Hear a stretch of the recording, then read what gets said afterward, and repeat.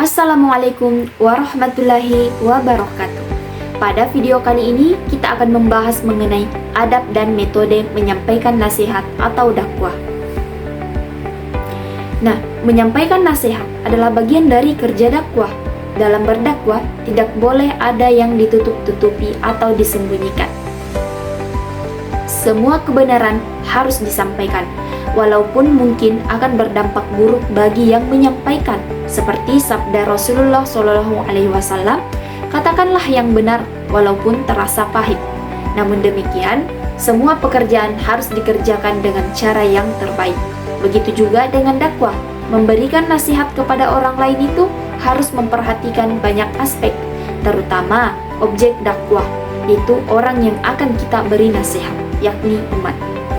Oleh karena itu, untuk mengoptimalkan hasil dakwah dan meminimalisasi dampak buruknya, perlu diperhatikan adab-adab berikut ini.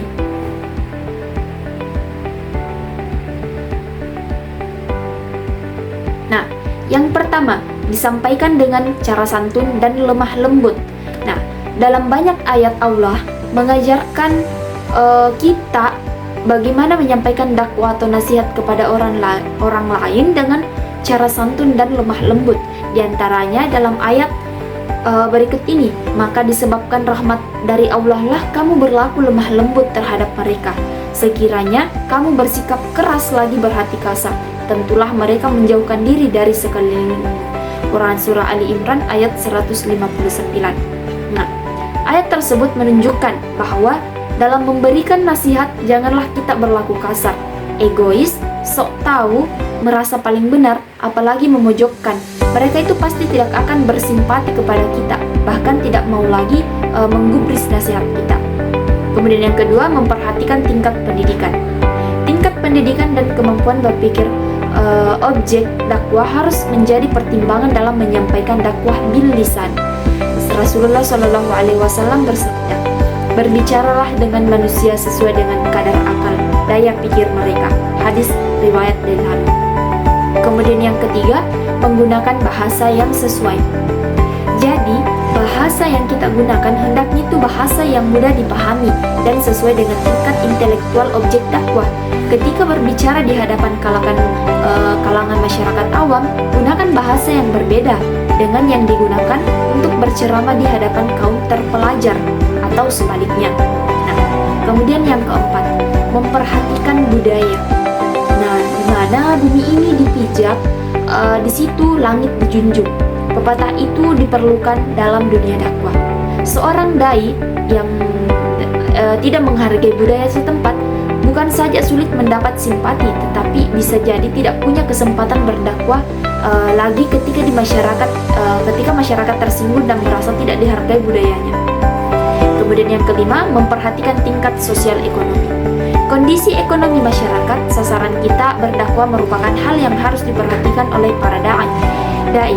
Jadi, jika secara ekonomi mereka termasuk dalam kategori mustahik, orang yang berhak menerima zakat karena miskin, jangan didominasi materi tentang kewajiban zakat, tetapi motivasi bagaimana agar supaya zakat yang diterima dapat produktif dan selanjutnya tidak lagi menjadi mustahik, tetapi menjadi muzaki, orang yang mengeluarkan zakat karena sudah mandiri secara ekonomi.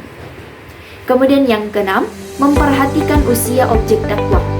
Nah, saling menyayangi dan saling menghormati hal ini berlaku dalam segala urusan, apalagi dalam urusan dakwah.